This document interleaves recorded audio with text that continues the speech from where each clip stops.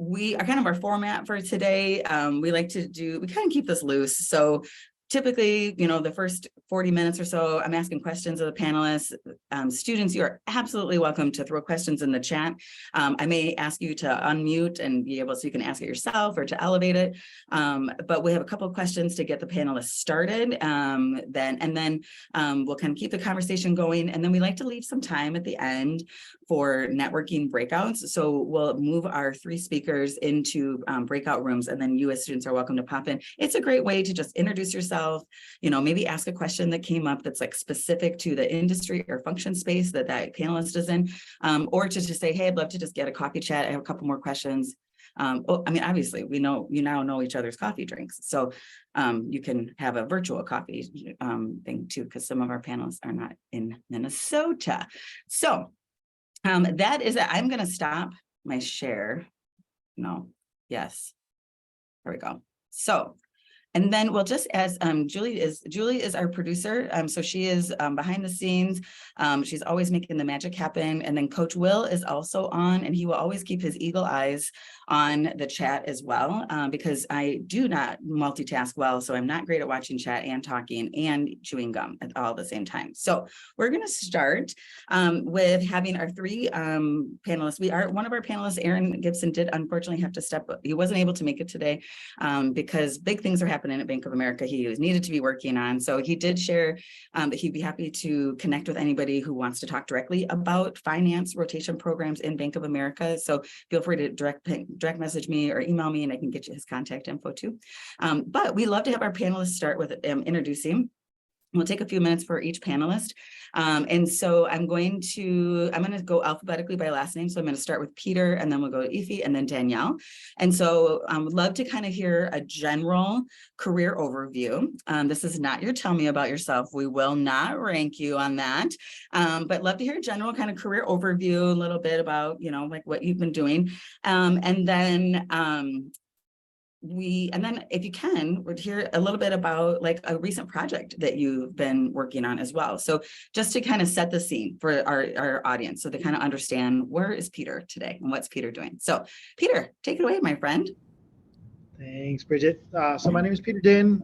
Went to undergraduate at the University of Minnesota, majored in psychology. I won't give my full tell me about yourself, but I'll share that I worked in mental health for 8 years and then transitioned to the HR world. So continue my graduate studies at the University of Minnesota as part of the HR/IR program, and through the GBCC or the coaching of Brigette, landed a internship opportunity in the Human Capital Apprentice Program, now titled the People Development Rotation Program. So an HR rotational program about 1.5 years ago, and have continued on, and am currently started in my rotation in the PDEP program as a people business partner. And so this is my first rotation of 4 and really enjoying it. One question. Sure. I'm sorry, because you are what I would consider a career changer. Do you consider yourself a career changer? Yeah, definitely. So I did work a number of years in mental health for 8 years.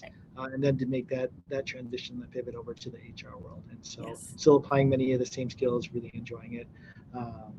And as far as a quick little project that I'm currently working on, we had employee experience happening at our company, so employee experience surveys. And just this morning was on a call with our senior leaders, helping them navigate some of the conversations that stem from employee listening.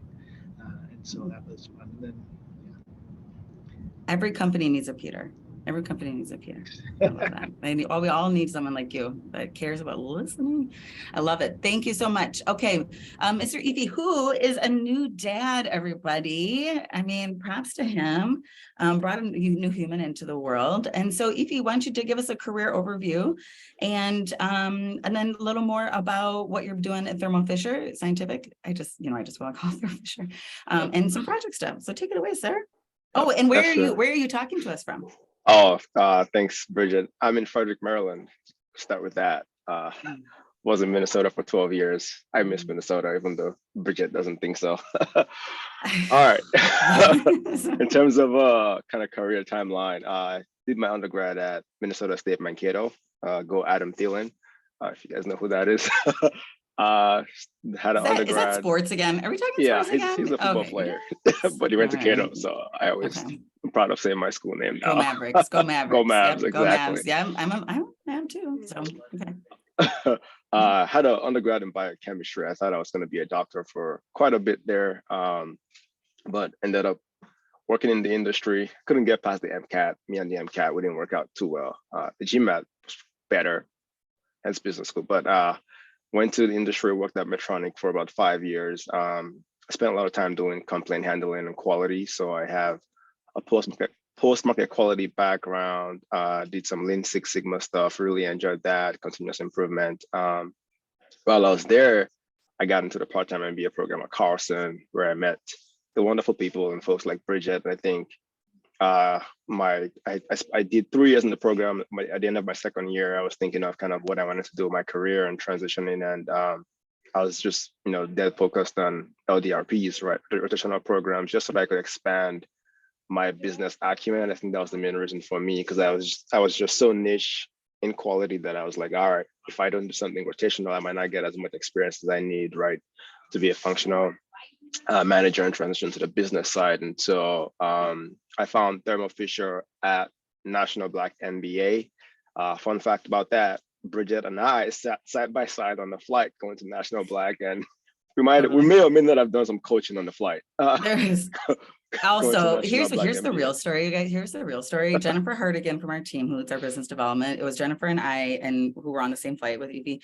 And then we're like, oh, hey, we're all going to the same area. Let's take a cab, hop in our cab with us. And he's like, I have to go get my luggage. And we're like, what do you like? He's like, I checked my bags. And we're like, oh, I mean, it's like 2 days, but like, okay. He comes out with like a full wardrobe trunk. Like he had so many outfit changes. It was like traveling with J-Lo. And so we had to it was wild. It was so true though. So it was wonderful. Anyways, stories, pre-COVID days. Those were the days. Funny. Those were the days. Yeah, the good old days. But ended up interviewing at Thermo Fisher and got into the GLDP is what they call it, Global Leadership Development Program. So spent the last 2 years in that program. This summer I rolled off. I could chat more about some of my projects later, but this summer I rolled off at the end of June into a senior manager of strategy and market intelligence role for our chromatography and mass spec business. And so that's kind of what I've been doing the last 6 months. In terms of a fun project that I've worked on recently. So part of my role that I did not know about when I took the job was that we support the annual operating plan for our businesses. So going into 23, helping the business kind of understand, hey, what are the markets that are growing for us, right? What are the growth rates? What industries are going to be performing well? How are our competitors doing? And so providing that information to the VP of marketing and her boss, who's the president of the division. And so that definitely comes with challenges, right? And kind of going back and forth on, saying, hey, the market is going to grow at 6%, and they're like, no, it's not. It's going to grow higher. And so, having that conversation with senior leaders and come to a middle ground on what we think the market is really growing at, and what industries we should be playing in going into 23. And so that has been fun, but also challenging in that when you kind of come up with numbers like that, you gotta have a million sources to back it up when you're talking to the leaders that are up there. So it's been interesting learning the role and the function. I have a team of 4, and so that's been exciting as well, managing the team for the first time. So that's me. This is huge. You've had some really great experiences in your program. I love it. So thank you. He also sends us job postings and is always like trying to get people to the East Coast. So if anyone wants to go, it's a balmy 41 degrees there, he said today. So play soccer on the weekends in December. So I don't understand that city. So, okay. So Miss Danielle, I love that we kind of have we have the Optum and UHG represent, but they are 2 of our largest rotational program partners. So this is great. Danielle, we'd love to hear more about your career journey and your rotational experience. Yeah, no, super happy to be here. Thanks for inviting me, and just really excited to talk about this. So I have my early career before I ever undergrad was working at nonprofit health systems, and I worked in a health policy think tank. And my interest in Ben was always towards consumer engagement in healthcare, patient engagement, and digital health. But when I moved to Minnesota, and I guess like 2017 is so long ago, it feels like, I was kind of starting from scratch when I moved here. And I had a very wonderful opportunity to work actually at the University of Minnesota for 4 years, supporting students in the School of Public Health, one of my favorite experiences of my professional life so far. And while I was doing that, I got my part-time MBA. So always had the healthcare interest, but I had a little bit of more of a nonprofit and sort of higher ed background. So I was really keen on getting into the private sector and just learning a little bit more about industry itself, and understanding how industry is affected by policy and by population health and how they affect each other. So I was really fortunate and excited through on-campus recruitment to be able to apply for and get accepted into the Optimum Leadership Experience. They have multiple tracks of the program. I can talk about that as we go through, but I joined a consulting specific path, and I came in 2021, and I've been there for about 16, 17 months. I've had different experiences. I started off in the advisory consulting part of the business, but I've since transitioned into what was formerly the Center for Digital Health and Innovation and is now a kind of conglomerate of two different things: a virtual care delivery organization that has virtual providers that sees our patients, and then also about 160 MedExpress urgent care centers. So I support the urgent care side of the business presently, and really am supporting business transformation, kind of optimizing how the business is improving itself and kind of creating standard processes so we can flourish going forward, and helping support our partners on the urgent care side, as well as the broader business. So the fun projects I'm working on are just everything. I mean, it goes from staffing models to, how we actually deliver care to our patients, how do we engage our patients to give them the best experience. And I get to work with a bunch of wonderful cross-functional partners. So it really is a great learning experience, and super high supporter of people doing programs like this, just because you get exposure to things you never might have in a different role or type of job. So I love that. I just want to take a moment to call out like how all three of these panelists are folks that really, you were career changers. I mean, in different elements. I mean, coming from like function or industry spaces. And it's so exciting and awesome to hear you talk about, a little bit of snippets about your work and the projects that you've been working on, because it absolutely validates the power of our graduate education and what you learn and how it helps you be these amazing business leaders. Trust me, everybody, I saw all these people before they graduated and they were hot messes. They were absolutely not these kind of polished candidates that you see today. So I'm kidding. So the big thing about this session is about like, what the heck is an LDRP? That is one of the most common questions that I get in coaching is like, what's an LDRP? And are they as amazing as it sounds? Because I kind of think like I get to just essentially go on this like company buffet and try all these different things. So what I'd love to do is kind of go back again, Peter, Evie, and Danielle, about what does it actually look like, the highs and the lows of a rotational program? So if you want to kind of center it in like what happens in your organization and like, what does a rotational program look like? Is it all amazingness because we think it's kittens and rainbows here? Or is there like, you want to be considerate of these, a couple of these things. So that's the key thing these folks want to know is like, what the heck is up with the LDRPs? So Peter, tell us what's happening out there at UHG. Sure, I'll start with So again, I'm part of the People Team Development Rotation Program. So it's 5 rotations over the course of 2 years. And you get a chance to experience all parts of HR. So compensation, data and analytics. I'm currently in a people business partner role, acting more as an HR generalist, and then also supporting our, a fourth or fifth rotation with talent office. And so, the pros of that is that I get like Brigette had mentioned, I get to try and sample for 4 months or 8 months different aspects of HR that all kind of feed into each other. The work experience, obviously, really great and important. I think for me, the other great benefit to getting a chance to be in 5 different roles over the course of 2 years is a network that you build. And I feel like for me, that is the most impactful part of this program beyond just the functional learning of HR, is all the people that I get to meet. And so as we think about if I were to launch just straight into a role here, maybe over the course of a year, I may meet 100 people. And then over the course of 2 years, maybe 150 people that I'm closely working with in different projects. Mm-hmm. If you take that and you 5x it, right, 5 times it, and now I have 500, 600, 700 people that I can reach out to that I've worked with in different capacities. And so for me, I think that's a very big pro to rotational programs, is again just the number of people. And it's a little hard for me to think of cons. I may have to come back on it, but what I will say is, or opportunities, is that for me, I had an opportunity to meet many people. And at times, some of these people are going to depart the organization, which for me can be a challenge at times because I like to build relationships. But I will share that those relationships continue on. And so, in addition to all the people that you get to meet in this program, or in like a rotational program, those relationships continue on. And so, kind of taking you back to another pro, it makes you marketable and opportunities across all different companies, different industries, because you're going to have people, at least as it relates to people in a human resources function, you know, people that work in all these different companies. That's true. So let me ask this, and again, students, if you have questions, feel free to throw those into the chat too. When you're doing 5 rotations over 2 years, how do you feel like you have? I mean, it took me a year to figure out my job, and you all know I'm still trying to figure out my job.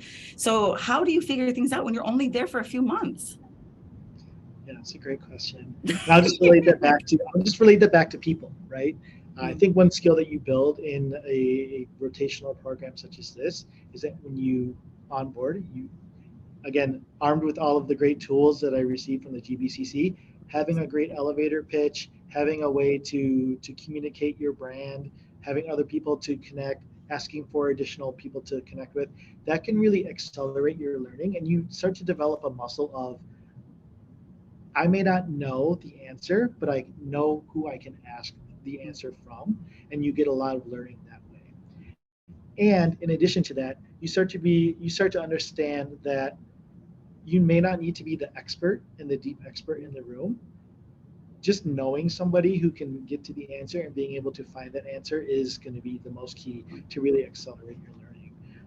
And then your breadth of knowledge just gets greater and greater. And then from that, you can lean on previous experiences.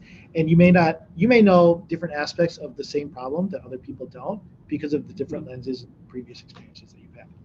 That's a great point, that you're bringing in that kind of cross-pollination of, of knowledge. And it sounds like you're really flexing your adaptability skills. Because when we know, like when you're starting a new role, that vulnerability of like, I don't know anything, or you feel like you don't know anything and you're not going to be able to drive value. You're learning how to jump in and drive value as soon as you can. So love that. Good. UHT is lucky to have you. Okay, Ify, what is up with this East Coast rotation program you've got going on? What's happening over there? All right, so Thermo Fisher, some East Coast. We do have a huge presence on the West Coast as well. Well, why aren't you there? My gosh. I mean, anyways, that's great. Yeah, I didn't get shipped to that part. But so we have, our program is a 3 8-month rotation, so 2 years as well, but in 8-month stretches. The cool thing about Thermo Fisher, not to steal Peter's thunder, but we have a GM track and we have an HR track. So don't just go to UHG, right? We have an HR track as well. Come to Thermo Fisher. But I did the general management track at Thermo Fisher. The cool thing, so we have 2 projects every 8 months. So our rotations are project based, but in every 8 months you have basically 2 jobs. And typically the way we're structured internally, so we have business units that report into divisions report into groups.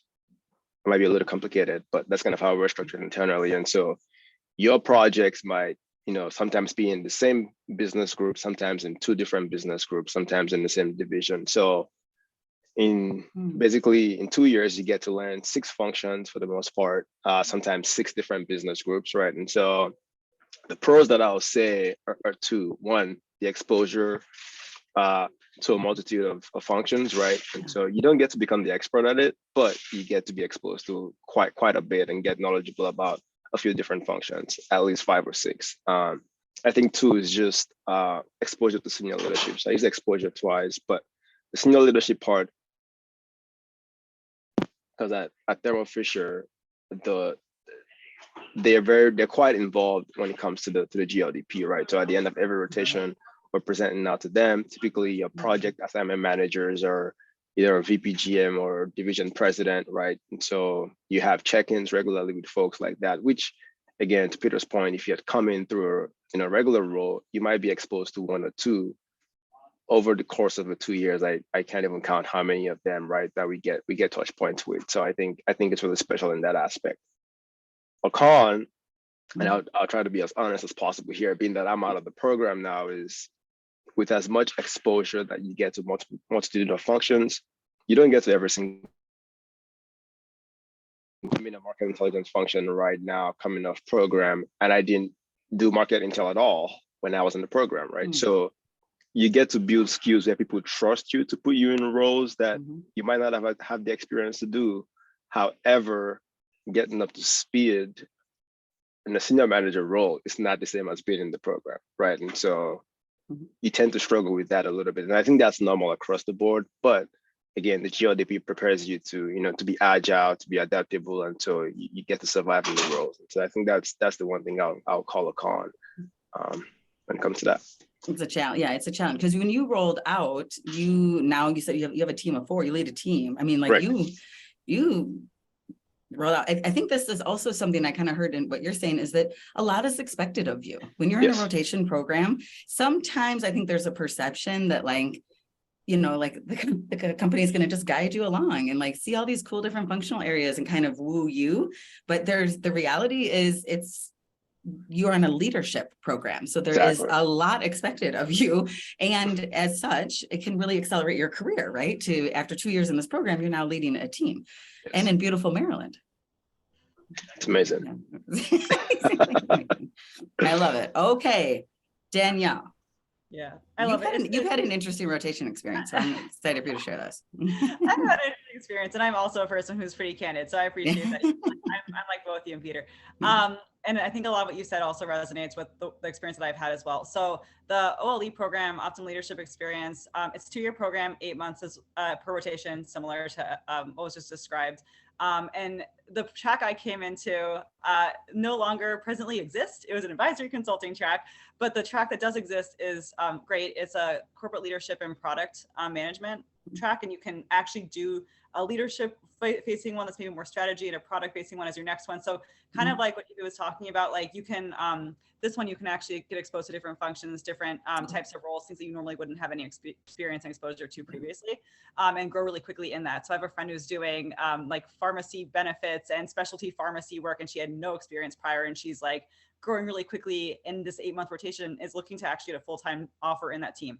So that's a really amazing thing. My experience, while unconventional, I am very grateful for it because I still gain all the benefits of being in a rotational program from the networking perspective, from that kind of built-in infrastructure, built-in cohort. So it's a cohort of people who come in at the same time, so you can kind of lean on each other, learn from each other's experiences. People are choosing their own adventure in the program that I'm in. So while you come in and you get to choose some different rotations, typically from the more typical OLE programs, people are sort of doing their own path. So there's opportunities, but you still have to compete for those rotations. You still have to interview for those rotations. And ultimately, if it's not a good match for you and the team that you're on, you're kind of going back and saying, what do I actually want to do? What do I want my next rotation to be? Who do I need to network with? So while the infrastructure is there, a lot does lie on the individual who's in the program to make that path. And that's what I've had to do. I started off in this specific part of the business that as a consultant, I was working with a different part of the business as an internal consultant. And I just loved the challenge of that work. It was ambiguous in a way that I enjoyed, constantly changing. So it was a startup that it started during the pandemic and has now grown to be a really important strategic business unit of Optum, which is really cool to sort of see that transition, but it doesn't come without its challenges. So every day is different. But the reason why I like this program and why I like where I'm at is the mentorship. I have a really great mentorship sponsorship relationship with someone that I found who really believed in me and kind of invested their time and energy into me and building me. I think you get that a lot from programs like this because they see you as a high potential leader. The con side, on the flip side of all of this, when you come into a rotational program, I'm not sure how rigorous the Thermo Fisher one is or the HRIR type of one at UHG, but the OLE program, it's technically 2 years, but people can roll out at any time. So I have peers of mine that have moved up really quickly, like within a year, into their next elevated role. And some peers who are like, I'm doing the full 3 rotations, 2 years. And the program supports you through if you want to do the 2 years, but the challenge with that is you have to really figure out your path, and there's that comparison to your cohort. So I have compared myself, despite not wanting to my peers who have moved up more quickly and are kind of in a role that's elevated to that next more senior level-ish role. And you just have to kind of be present. I was talking, a benefit of the program, I was talking to the director of the OLE rotational program today, even though I've rolled out, just because I still can confide in her. And she was like, you just have to focus on you're where you're at for a reason. And that's kind of how you have to ground yourself in programs like this. You have to think about how intentionally you're approaching it and not compare yourself to your peers and just focus on what you're trying to get out of it. So it's a con that's actually a positive. Like, you have to be focusing on yourself and not compare yourself to the cohort. I mean, that is probably the golden advice in general in careers, right? Is like, stay on your mat a little bit and stay focused on what you're doing, which is hard at times. Yes, when you're in, there's kind of that competitive, there's a competitiveness that comes with this as well. So I'm really glad we've elevated this point, because it's definitely a point that it's important to me that candidates know before they head into these types of programs. So I am going to turn it back to the panelists. I gave the panelists some questions in advance that they could think about. And so I'm actually just going to let you all pick whatever you want to share with the group regarding tips that you would have for being a competitive candidate to get into a rotation program. If they have non-traditional backgrounds, if we have, as you all have come from different career and industry and functional spaces, how did you leverage that? Or how do you try to pitch that and sell and tell that story? Any challenges that you're seeing industry-wise? So just anything that you kind of want to share, because you were all at some point in the sitting in the audience of panels like this, and so you know what they want to know. And our students are always welcome to throw questions in the chat. So I'll let any of you speak as you want to, because you are all human beings who are capable of speaking when you want to. I am muted, so I guess I'll go first. If Yeah. That's all right. Yeah. Kind of one thought about just overall getting into different rotations, growing your career. And I remember a point at time when I was transitioning and in a current role, feeling kind of stuck, right? And like seeking kind of what was next. And when getting that opportunity, I think grad school arms you with this, but and what I'm talking about arming is a resiliency that you build to kind of believe in yourself and to kind of quiet that imposter syndrome kind of conversation that may happen, where you're in a new role, you don't know. And I think what a leadership development rotation program does is it helps you quiet that thought, because you're getting thrown into, I liken it to getting thrown into the water. You just kind of thrown in, and you just like there to swim. And so once you start to build that muscle, I've shared before that, if you can swim in 10 feet of water, you can swim in 20 feet of water, right? It's like the waters get deeper, but you can still swim. You just learn how to navigate the waters that maybe the waves are a little higher. And that, I think, is the benefit of a leadership development rotation program. But want to acknowledge that it's a growth and a journey, and starting out anytime you're experiencing a new role or a new level of leadership, such as as you grow in your career, I think in my conversations, the benefit of in being a leadership development rotation program is I've had a lot of opportunity to have candid conversations with people at all levels of our company, including some of our executives, and they've all shared the same sentiment that I've had moments of self-doubt. I've had moments where I didn't think I could do it, and so really forging on through and just like having that belief and being armed with, like, you may not get the role, you may fail, and all of that, and building some of that growth mindset as it relates to taking a chance and that. I think leadership development rotation program just helps you get that belief that I've experienced. And related to that, if you ever need a pep talk to Brigette or Will. You're also really, really great at I think we all are going to talk to you, Peter. Like, no, we're talking to Peter. Like, I'm like, oh my gosh. So much gratitude to the CBCC for all the support. I really appreciate your focus, Peter, on the development of leadership development programs, right? That is the development component is as uncomfortable as going to grad school is, right? Where you are starting out not knowing stuff and having to learn in quick environments. And that's a lot of reflection and internal imposter syndrome and feeling 85% kick butt and 15% crippling self-doubt. And so I love that, thinking about the development nature. And so it seems like a good takeaway from that is like, if you're going to, you know, if you are somebody who really does have that growth mindset, a rotation program can be really good for you too. A good space for that. Okay, Evie or Danielle? Yeah, so I guess one thing I was going to touch on with the questions that you sent out, Bridget, was around networking, right? So I think for those that are, you know, interested, I'm guessing everyone on this call is interested in going to an LDRP. When you network with somebody that is in a program, I think a big part that people miss out is, right, you tend to think, hey, I want to get into a LDRP, so I'm going to apply to a bunch of them. But when you go to these companies, they really want to know why specifically they are LDRP, like, right? So as you think about your networking, as you think about setting up your 20-minute meetings, right?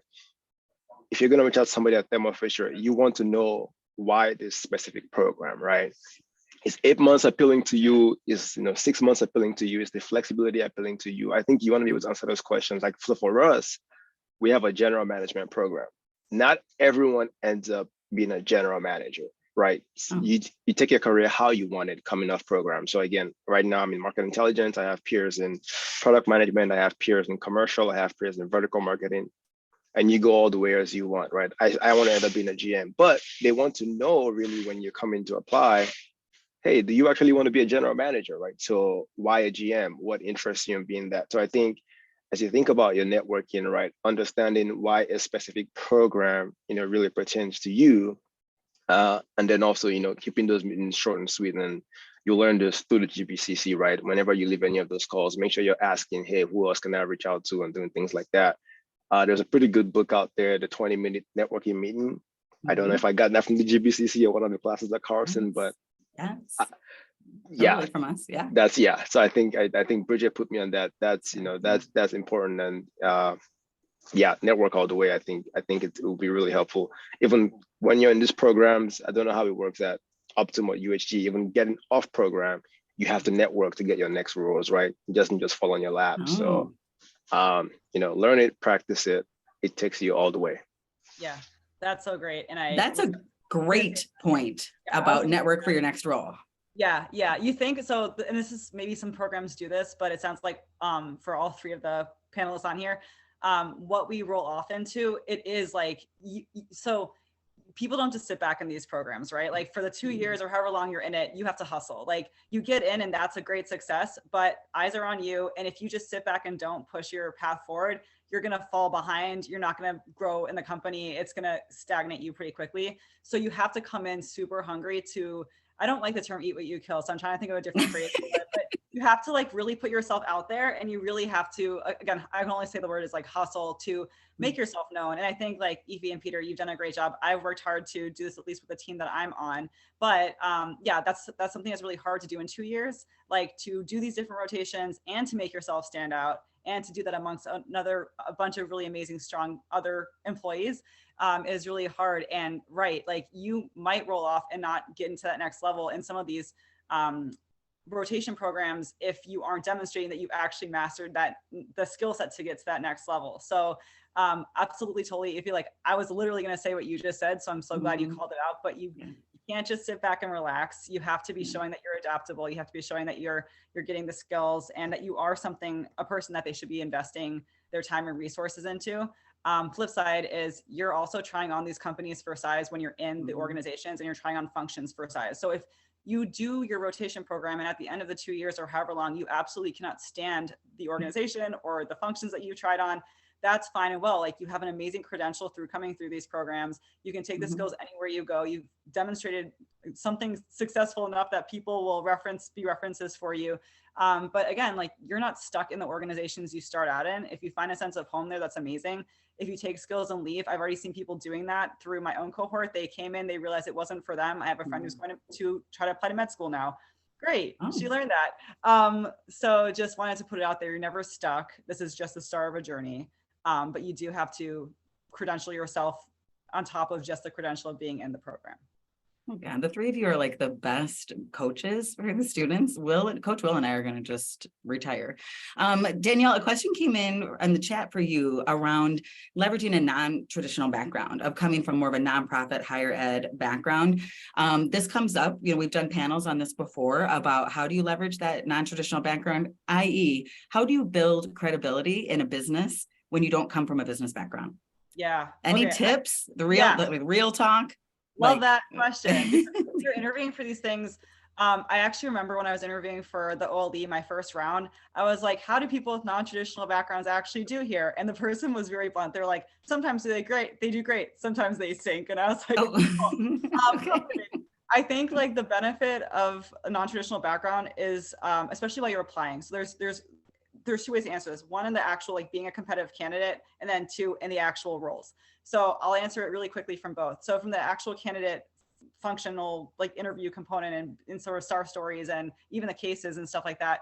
I think even thinking now of the transferable skills that translate into a GM track program or an HR program or a general Optum leadership type of thing where you could be doing product or corporate leadership or whatnot. I tied so many of my star stories were from higher ed.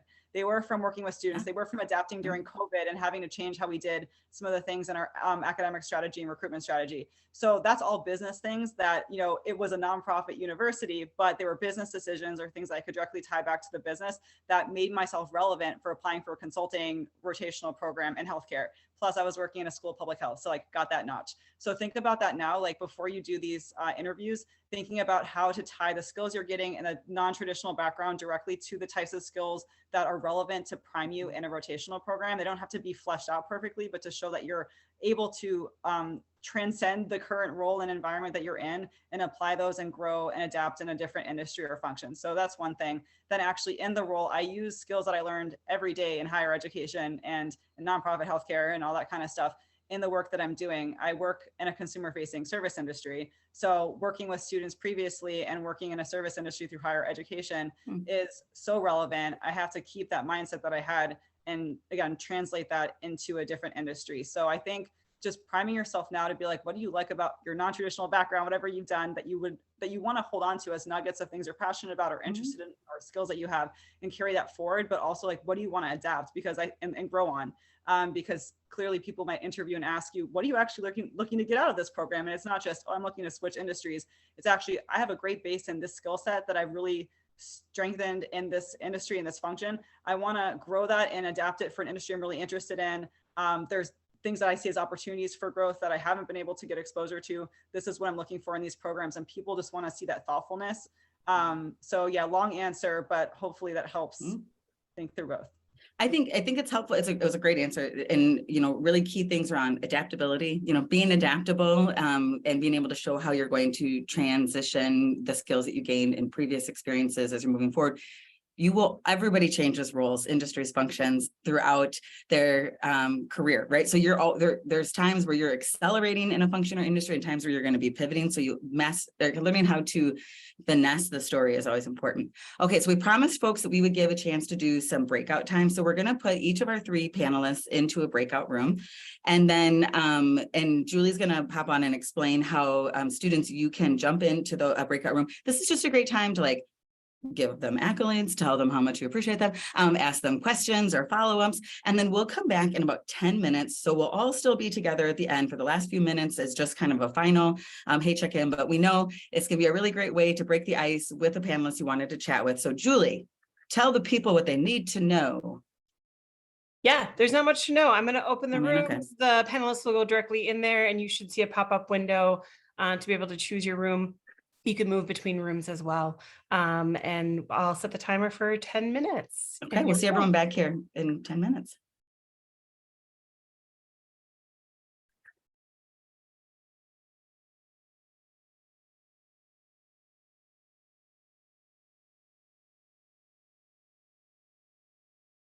You should see the pop-up window for breakouts, but if you don't, let me know. Just unmute yourself and I'm happy to help.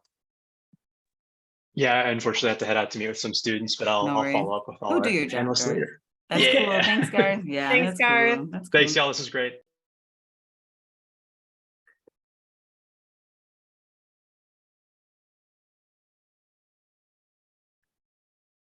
Selena or Matt, let me know if you need any help.